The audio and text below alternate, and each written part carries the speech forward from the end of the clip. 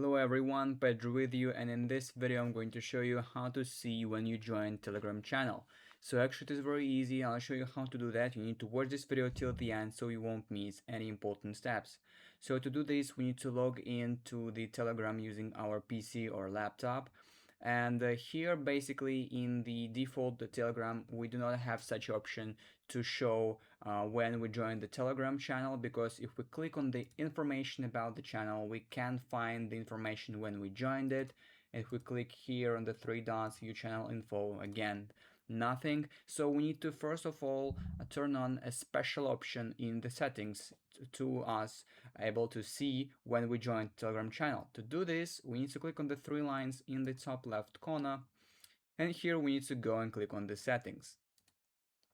Now in the settings choose advanced, and now scroll down to the end until you will find experimental settings with a little bottle, so click on it.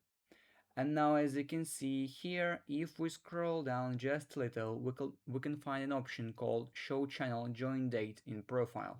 So if we turn this on and close the settings, now if we click on the channel and click on the name of the channel to go to it on its profile, we will be able to see this little text that says when we join this channel. So in my case it is February 21 and the time.